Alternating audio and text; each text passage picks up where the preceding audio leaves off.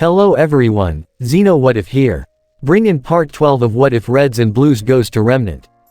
Link down description of the fanfiction of this What If. Listen here YouTube. I do not own anything and this is not a scam. Chapter 23, Mark Temple Part 2. The Prowler. The Reds and Blues, teams RWBY and JNPR. Premise. The Reds and Blues endorse the candidate Robin Hill for a seat on the Otis Council. Carolina reflects on the past. It was about twilight, as the Prowler flew over the cold icy tundras of Solitas. Remnant's shattered moon hung low in the sky, the northern lights were shining with it. Whoa, Donut muttered, as he looked out the window of the ship, beautiful. Seems a little Nordic to me. Doc muttered, like Norway, Iceland, Denmark, etc. Perhaps some red lights would be better, that's my opinion though. O'Malley added. Makes me want hot chocolate. Griff said from the cockpit. Ditto. Young added sitting next to Griff. I thought you guys already saw the night sky up here. Weiss questioned them, I mean, you guys were on Solitas getting dust remember? We were. Tucker replied, but it was daytime and we didn't even stop at Atlas or Mantle. Heard the view is amazing though. Carolina added, gonna have to have a look at it once we arrive. You know there's a saying where you only see Atlas once in your life, said Weiss. With our luck, we'll probably see it a billion times. Simmons jokingly replied. Just then, Lopez entered the room. Hey guys, we're arriving right now. You might want to see this. The Reds and Blues and Huntsmen all looked at one another before flocking to the cockpit. They all noticed a massive floating city in the clouds, Atlesian airships in the sky too. Holy shit, Wash muttered. Is this heaven? Sarge jokingly added. They don't call Atlas, the city in the clouds, for nothing. Weiss explained. Wow, it's amazing. RWBY shouted with glee. We have to meet with Robin in Mantle. Said Locus, where's that in Atlas? An uncomfortable feeling swept across Weiss' face, you might want to look down. The Reds and Blues looked down to see a city just underneath Atlas itself. It looked like it was a rundown, steampunk version of the Bronx. Whoa, Griff muttered in a less impressed way, looks like a dump. Pav change, city of Mantle. I always knew there was a divide between Atlas, social class. Simmons muttered as he and his friends all walked through Mantle's alleyways, I never thought it was physical too. You could say that. Weiss replied, the relationship between Mantle and Atlas has been strained for a while. Hopefully with the reforms and upcoming election, we can steer the two into a better tomorrow. Blake commented. Yeah well there won't be a tomorrow if Jacques gets on the council, said Wash. So where are we supposed to find Robin? RWBY asked. According to the intel we gathered. Simmons began, Robin is holding a rally in downtown Mantle, that's where we'll announce our endorsement of her. What else do we know about Robin exactly? Pyrrha questioned, why is she trying to get on the council? Before entering politics, Robin was a huntress in training in Atlas. Carolina explained, she was Mantle-born, which caused a rift with many other students. Robin managed to graduate at the top of her class, but instead of joining up with the military she returned to Mantle after becoming disillusioned with the government.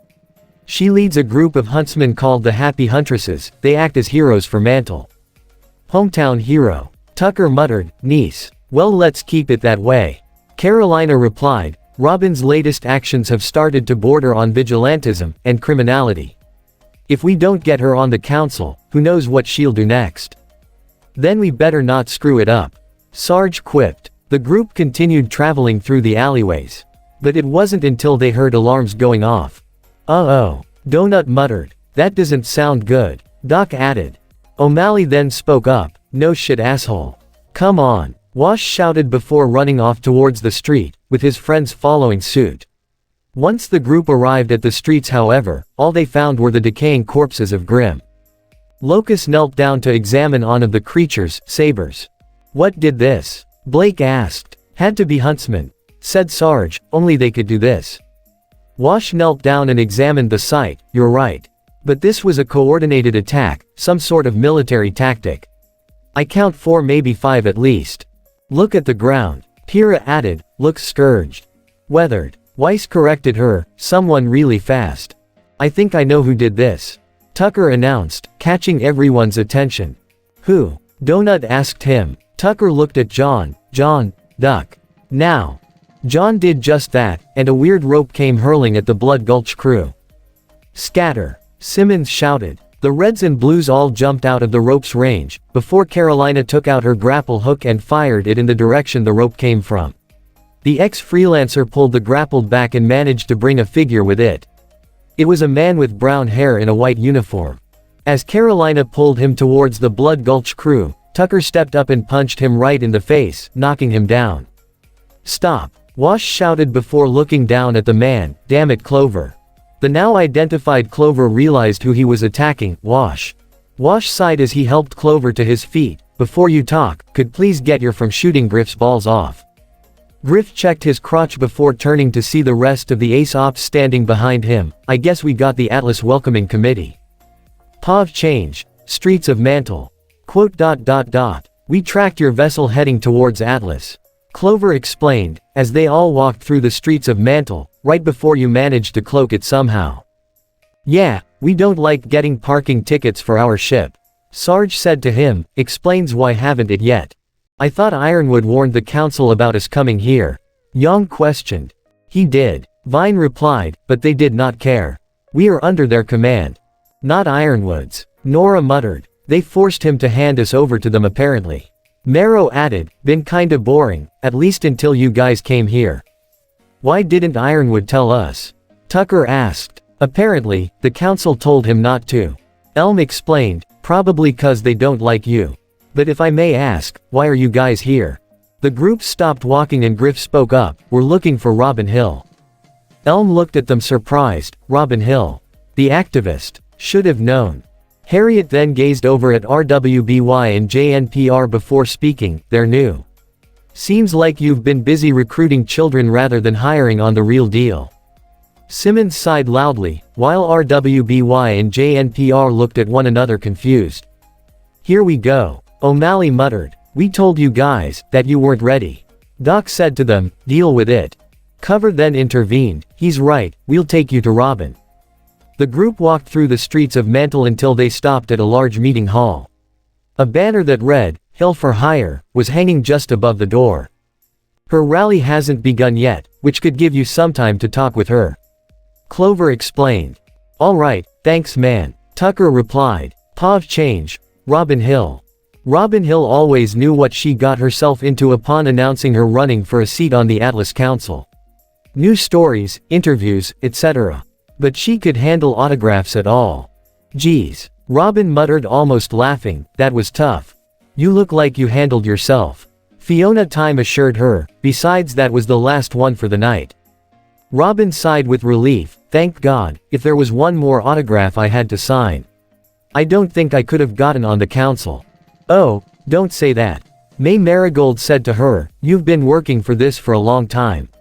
We're so close.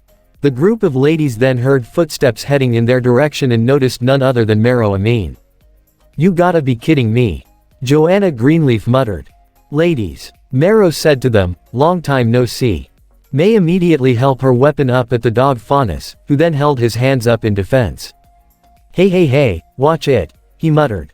Robin then spoke up, May, put your weapon down. Marrow, what a surprise, what brings you down here to Mantle? Someone wants to see you. Marrow replied, about the election. May scoffed, Ironwood. Actually no, he said, someone else.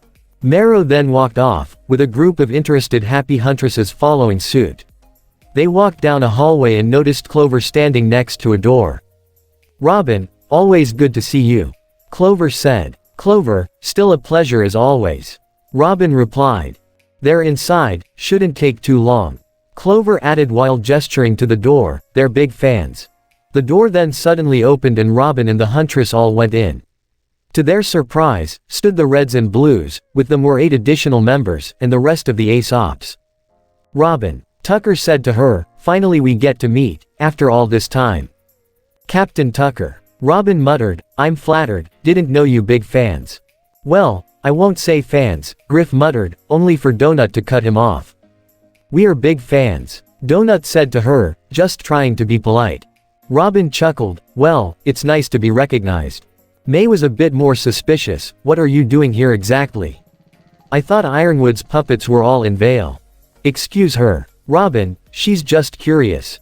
Sarge, we're here in Mantle to endorse you Lil Missy. Robin was quite surprised at this, me. But really? Well, do you accept or not? Simmons asked her. Robin turned to her huntresses for advice. May frowned and shook her head, Joanna just shrugged, and Fiona gave her a thumbs up smiling. Robin then turned back to the Reds and Blues smiling, alright, hope you fellas don't have stage fright. I accept your endorsement. Pav change. Rally building. The rally had finally begun, and various citizens of Mantle who supported Robin were staging in the building. They held signs, posters, banners, even attire that showed their allegiance to Mantle's ambitious activist. On the stage were May and Joanna acting as guards, while Fiona and Robin were backstage waiting to begin. A holoscreen was displayed as well with images of Robin and Jacques Schnee, along with their overall percentage ratings. With Robin at 59% and Jacques at 42%. After waiting a few more minutes, Fiona walked onto the stage with a microphone. She tapped on it slightly, only for feedback to come out. Ha ha, well, that worked. She chuckled before speaking, I want to thank everyone for going to the polls today. This is Mantle's moment. I know that, like me, you're all thrilled that we chose Robin as our voice in Atlas. No one has fought harder for Mantle than she has.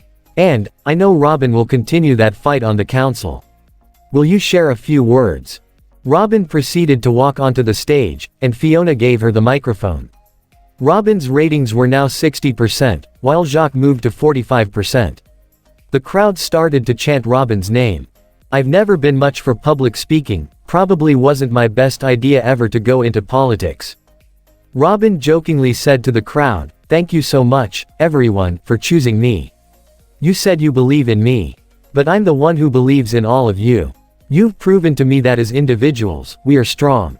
But together, we're unstoppable. So no matter what happens tonight, win or lose, we will continue to fight for our city, because it is this city that brings us together. And now, we have the backing of some very special people. Could you come on stage please? Wash, Sarge, and Tucker all walked on stage, causing the crowd to roar in astonishment and excitement.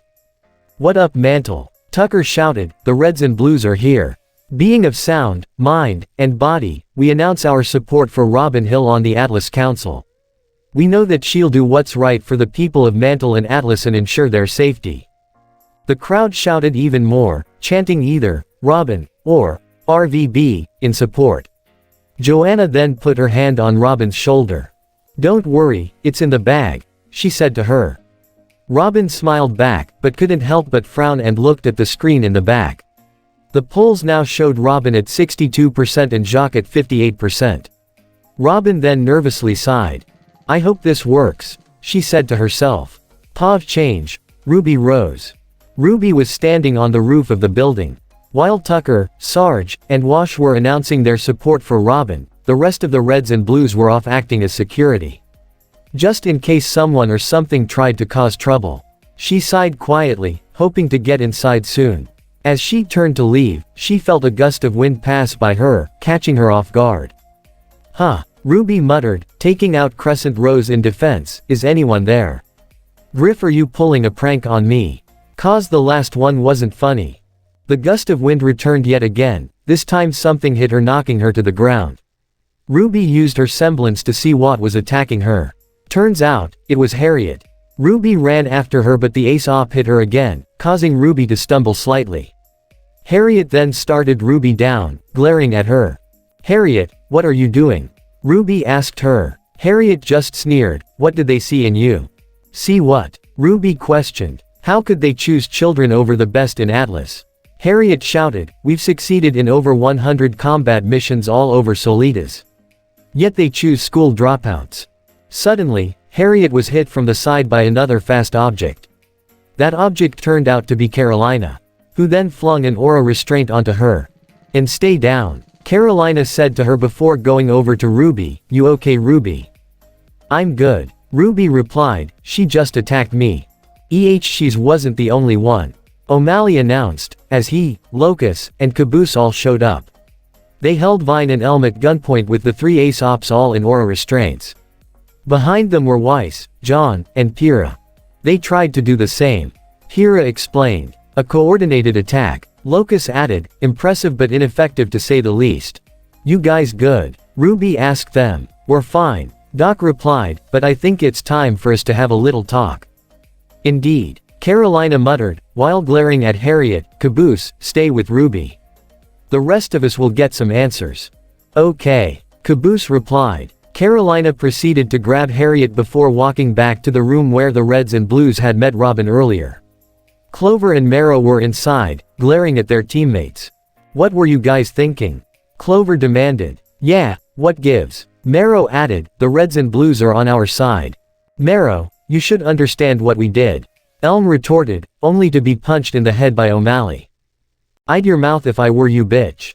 O'Malley threatened her. Or what? Elm shot back, only for the maniac to hold up both his rocket launcher and Elm's weapon timber right at her. Or I shall give you a taste of oblivion. O'Malley shouted, ha ha ha, and tastes horrible. I'd listen to him if I were you. Doc added. Okay, enough. Clover spoke up. Frank, could you please let Elm and the others go, please? Fine. O'Malley groaned as he let the ace ops go. Never get to have fun. Harriet then glared at Marrow. Marrow, for once in your life, could at least open your eyes and see the big picture. How could children choose us? Marrow sighed. First off, I have eyes, and I know what you did was wrong, Harriet. But, I am a little as to why you haven't recruited us. Marrow's right. Clover added, we accept that you didn't recruit us. But should at least know why, that way we can improve ourselves. Carolina looked away before looking up and speaking, Doc, Locus. Leave us. The duo looked at one another before leaving the room. Carolina then looked at the ace ops.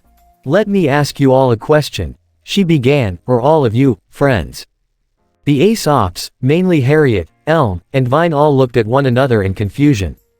What the hell does that have to do with anything? Harriet questioned. Just answer the question. Carolina growled. Hey, this ain't the schoolyard. Elm protested. That doesn't answer my question. Yes or no? Are you all friends? Carolina repeated. Vine then spoke up. No we are not. We get along well enough, sure. I count on them to keep me alive. They do the same. Harriet added, but that's the job. We don't confuse the two. Carolina snorted. There. That is why. What? Marrow muttered. That's why we won't recruit you. Carolina explained. Seriously. Elm shouted, that is the dumbest thing I have ever heard. Elm. Clover barked at her before looking at Carolina. Go on. Carolina sighed. The Reds and Blues and weren't the first team I've been on. Long ago, I was part of a secret organization led by my own father. He called it Project Freelancer. It was his most ambitious idea, creating a super soldier partnered with an AI. 50 candidates were chosen, most didn't survive, others quit, the rest were my team. There was North our Sniper, South our Loudmouth, Wyoming our Recon, Maine the Brute, York our Infiltrator, CT the Quiet One, Wash our Marksman, and then Tex, she. Well, she was different. My dad, the director, said that the first to show the best skills on the battlefield would receive the AI. It was that order that broke us apart. I thought I had friends, a team with the best training, the best equipment, and despite everything that they had that made them the best, they still lied, and stole, and tore each other to pieces. When the dust cleared, when it was over, and the project was gone. They were too. Took it to their graves, Dad too. Wash and I survived. I thought of it as penance, for not seeing the bigger picture. I didn't trust anyone, not even myself. But then, I met the Reds and Blues, and they took me in as one of their own. I found a place where I belong. Sarge told me this once when we compared us to the freelancer program. Oh sure, you've got all your smart plans, and your fancy technology, and your advanced training, but, in the end, what has that gotcha? Without a team you can count on and your fellow soldier by your side, all that doesn't really amount to squat, now does it? He's right, and that's what keeps us whole. Our unity makes us one true team. Our faith, our honor, and valor in one another. If you were to accept one another, then you would be part of our coalition. Carolina then left the room, leaving the ace ops inside. Pav change. The Prowler. The rally had finally ended, and the Reds and Blue were boarding the Prowler to return to Vale. Wash noticed Carolina arriving. Hey, you good? Wash asked her. Huh, Yeah, I'm good. Carolina replied, I just had a reminder about our past. The Ace Ops. Wash guessed. They're excellent fighters. But they just need to understand the value of faith and friendship, she said to him, kinda like us. I'm sure they will. Wash replied, come on, let's get outta here. It's frickin' cold here. The duo then boarded the Prowler and the ship took off, leaving Mantle and the Kingdom of Atlas behind. Griff and Yang, who were in the cockpit, then noticed something odd in their way. The Atlas Air Fleet was moving toward them. Odd, Griff muttered, what's with the air fleet? The radio then came to life. Prowler, this the Atlas Air Defense Fleet. You are ordered to land in Atlas for immediately. You are all under arrest. I'm sorry. Griff snorted, under whose authorization? Councilman Schnee. The voice responded. The airships all opened fire on the Prowler, causing Griff to dodge every shot. Yikes. Yang shouted. Shit. Sarge and Tucker then ran up to the cockpit. What in Sam Hill is going on? Sarge shouted. The air fleet. Griff cried, they've lost it. I'm prepping the slipspace engine. You're entering slipspace in the atmosphere. Tucker questioned, have you lost your mind? I'm sorry, you got a better idea. Griff shot back. Tucker sighed, fine, do it. Griff fired up the engines and a portal opened in front of the Prowler, sucking it in. The dimensional opening caused a small EMP wave to hit the air fleet, disabling their weapons and damaging them. On the Prowler, things were calm and tense. Is everyone okay? Wash asked. We're good. RWBY replied, what happened? The air fleet. Said Yang, they attacked us. Weiss, your father. Weiss looked at her friend, my father what? He won the election. Chapter 25, Mark Temple Part 4. Remnant, Kingdom of Atlas, Schnee Manor. Pav. Jacques Schnee. Premise. The Reds and Blues go up against Jacques Schnee as Atlas is put in a state of tension. General Ironwood. Jacques said to his rival, as he sat at the head of the table in his dining room.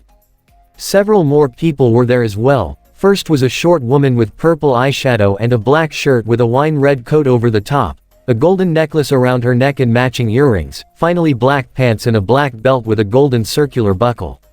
Next was an older man with black, slicked back, graying hair. He had light blue eyes and wore glasses, and a suit with a gray-blue vest and a dark blue tie. Lastly was a short woman with white hair, wearing a white officer's uniform.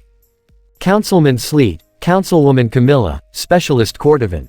Ironwood said to them politely as possible, as Clover stood next to him. Councilwoman Hill would have had a nice ring to it, said Robin, who was standing in the room as well, though I suppose I should just be grateful I got invited to the table. Miss Hill, that vigor of yours is precisely why we're grateful to have you with us tonight. Jacques chuckled. Ironwood glared at her, what's she doing here? What we're all doing here, James, addressing the concerns of our kingdom and this war you brought us into, which means we have much to discuss. Jacques said to him. Ironwood sighed as he and Clover sat down, indeed. I was hoping we could start by. First we shall discuss your position as headmaster of Atlas Academy, and our military. Camilla cut him off, we shall be holding a referendum to have you removed from both positions in the coming days. We hope to put Special Operative Caroline Cordovan in place of the military. I will be honored and humble if I gain the position. Cordovan said out loud. And what about the second? Clover questioned. We hope to put Ms. Hill here as headmaster. Sleet replied, gesturing to her. If I was offered, Robin announced, I politely decline. I ran for a seat on the council to represent the people of Mantle. Camilla looked at her, if that's what you say Ms. Hill, perhaps something will turn up. Now on to our next topic, these Reds and Blues. You General, have been working with these people without the authorization of the rest of the council. You even let them take a dust mine right in our kingdom. These actions will not be tolerated one bit. As Camilla continued speaking, Whitley entered the room quietly and whispered into his father's ear. What? Jacques muttered back quietly, all transmissions to my men are cut off. All over Mantle, father. Whitley replied. Jacques huffed, well, tell them to try again. I have plans. Yes, father. Whitley replied before leaving. Jacques then stared out the nearby window that showed Mantle. He glared at the city in anger. Pav change. City of Mantle. The city of Mantle was turned into a war zone as Jacques' Shadow Company clashed with members of the coalition. So far, the battle was clearly in the coalition's favor, as they successfully pushed the enemy troops toward the center of the city. Grimm were barely a problem, as many were simply killed while trying to find a way inside the city walls. Thanks to both Simmons and Lopez, the Reds and Blues were successful in jamming all radios that belonged to the Shadow Company. Thus, they were all confused, and cut off from Atlas. Red Team, Team JNPR, Doc, and the lieutenants were pushing their way through Mantle, with the Reds primarily utilizing their signature Warthog maneuver. Haha. Yes, Sarge shouted as he fired his shotgun, "It's Red Army." "That's right, suck it fellas," Simmons said, as he manned the machine gun. "Yeah, down with the man," Griff added from the driver's seat. "But aren't you the man?" Donut questioned him, as he and Doc used their motorcycles. "Shut up and fight, Donut," as the Reds drove around the city like a bunch of maniacs.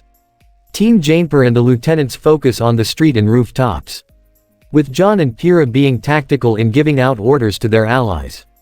The lieutenants went from alleyway to alleyway picking out troops that were hiding in order to eavesdrop on them at any moment.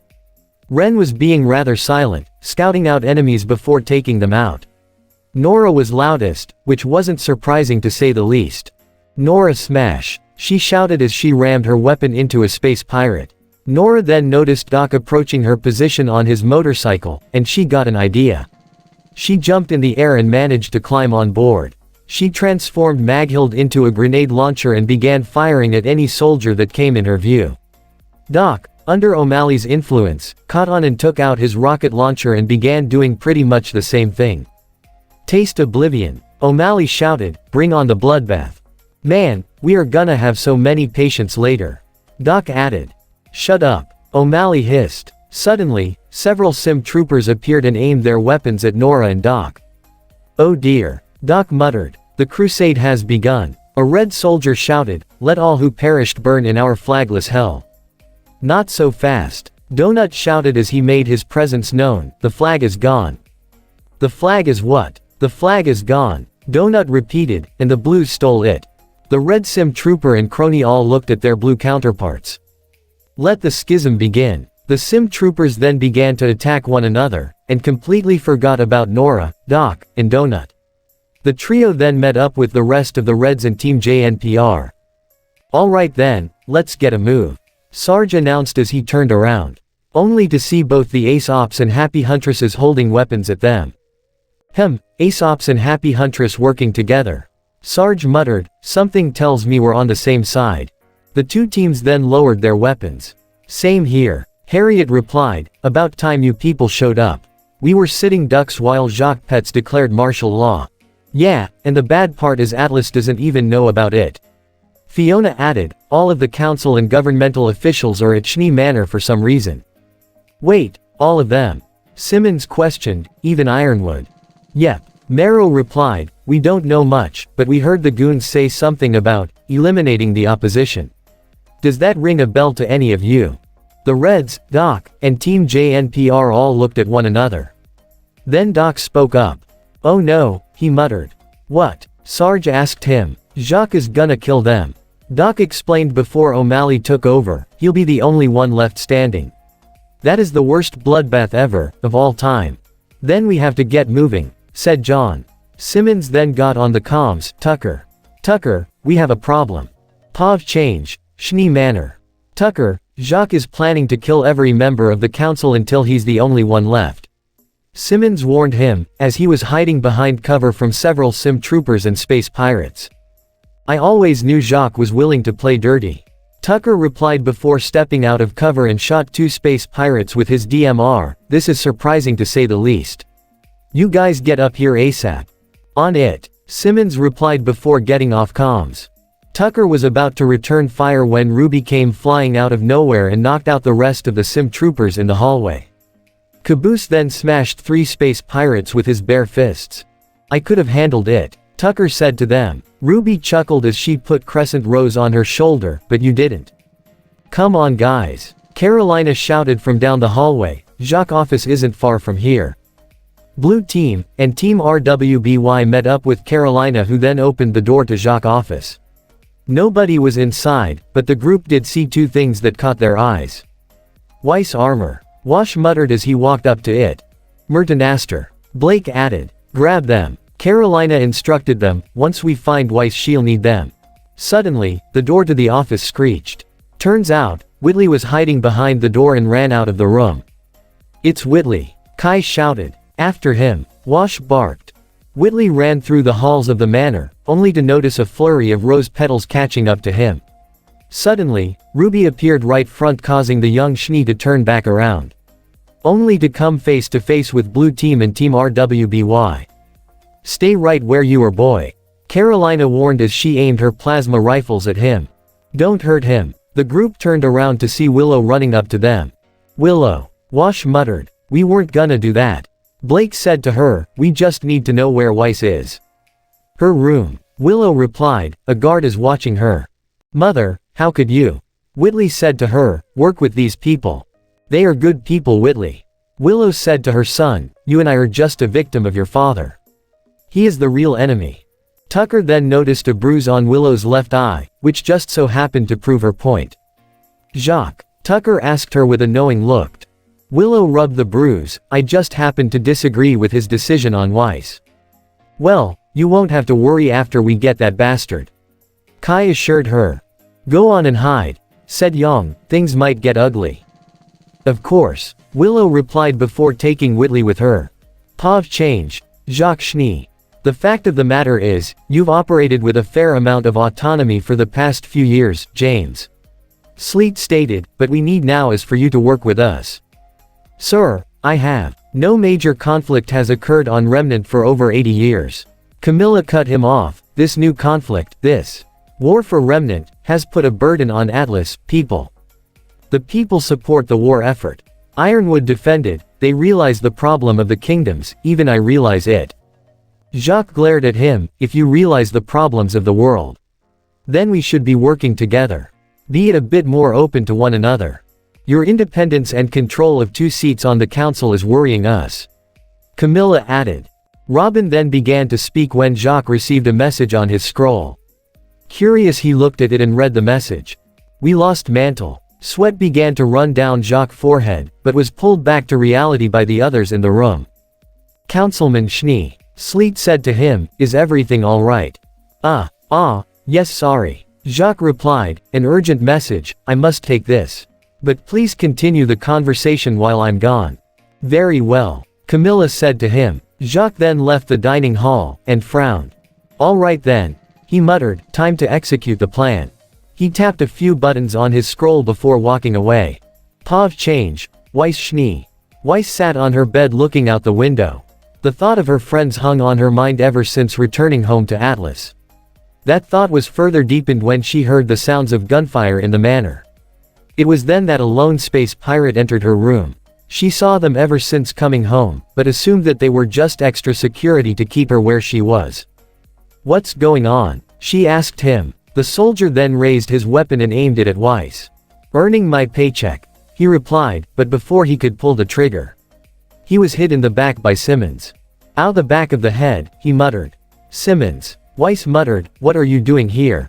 No time, let's move, he said to her as they ran out the door and down the hall. As they ran, Simmons gave her Weiss her armor, which she put on quickly.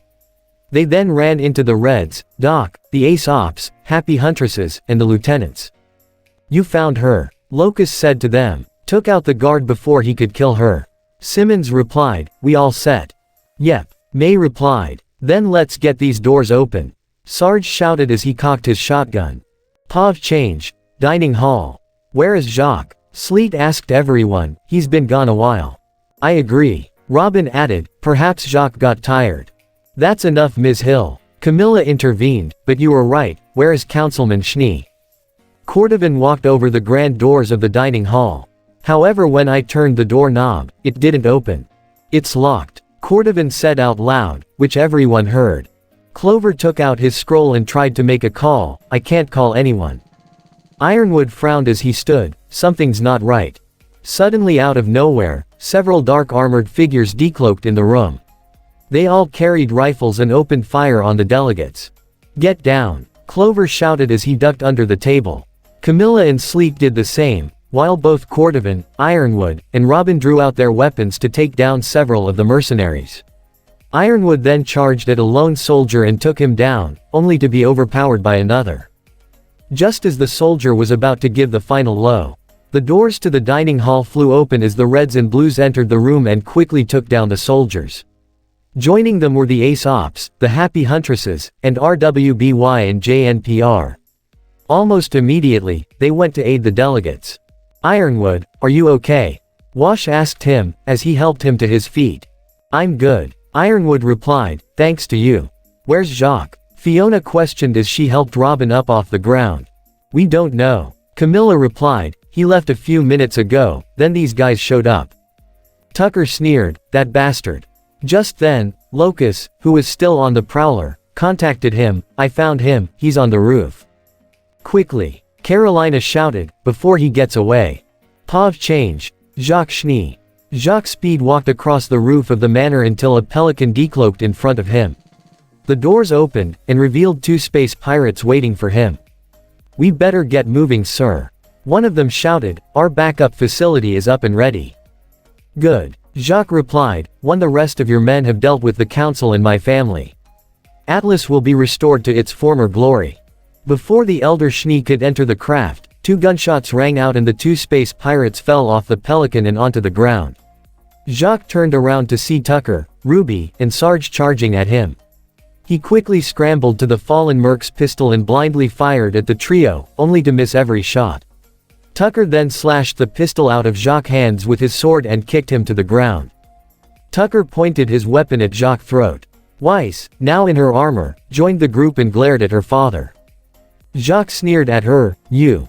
Jacques Schnee," she said to him, "you're under arrest." Tucker then deactivated his sword before punching him in the face, knocking him out cold. Pav change. Dining hall. Fighting mostly continued for a little while longer. The rest of the Shadow Company was either arrested or killed. The Atlas military was sent down to Mantle to help in the cleanup of the city, along with snuffing out any mercenaries that were hiding from the authorities. In the Schnee Manor, everyone was in the dining hall. Jacques was kept in a chair being watched by the Ace Ops. Most of the Reds and Blues were keeping an eye out for any other mercenaries or standing around and talking. As for Ironwood and most of the Blue team, "I always knew Jacques liked to play dirty." Ironwood muttered, "But this is madness. Jacques Schnee must be put on trial." Sleet shouted, "Not just for intervening in the election, but for betraying his own kingdom, and for murder. Those are outrageous accusations." Jacques shouted, "I only intend to win a seat on the council." "Only," Robin cried, knocking a chair over in the process, "you tried to kill us. Your own family.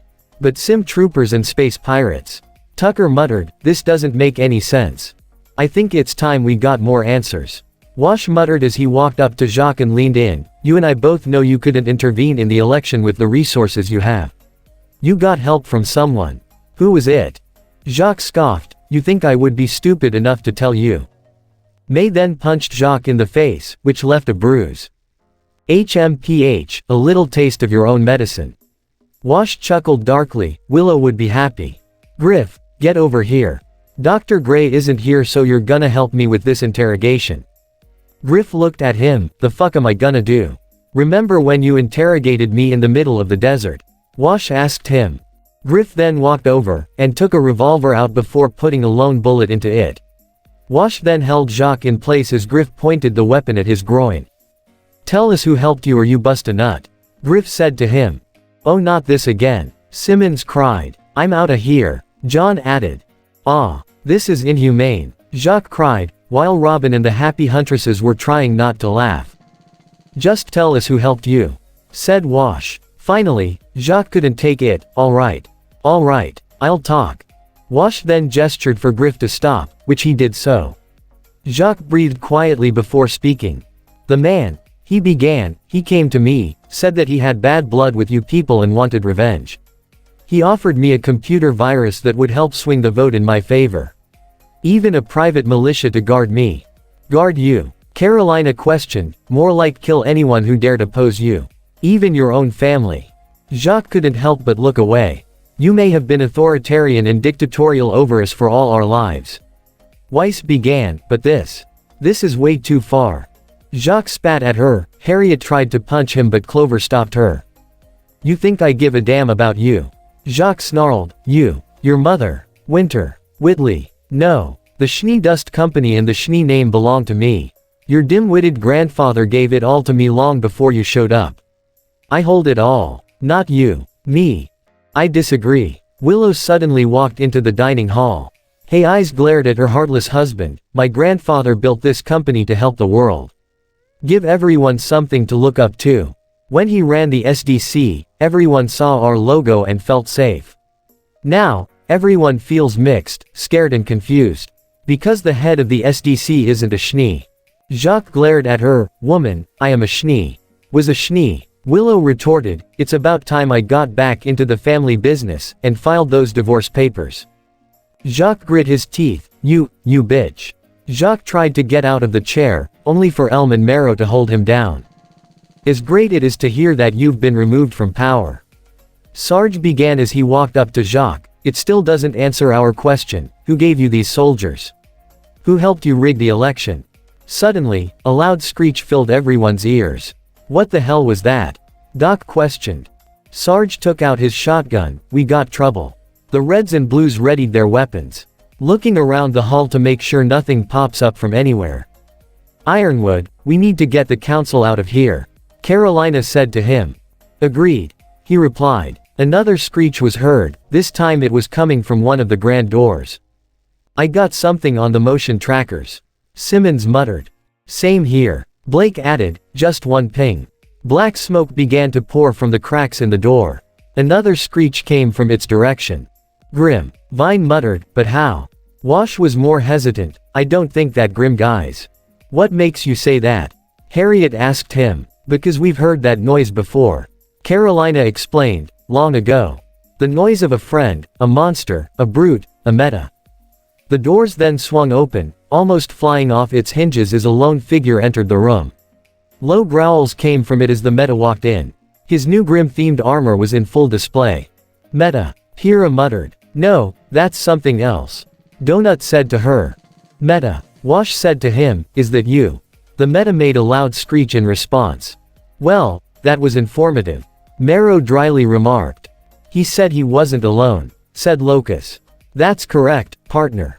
Locus gripped his shotgun in anger upon that second voice. Even Tucker was in the same predicament. Don't tell me. Yep, it's him, Wash said. A second figure then joined the meta. None other than Felix himself. His armor color also matched that of a Grim. Hello partner. Felix said to him, long time no see. Locus aimed his weapon at the phantom merc. Felix, Tucker muttered, how is possible? Robin was a bit more open about the situation. Okay. Could someone tell me the hell is going on? Robin, Clover. Tucker said to them, get the council members out of here. Now.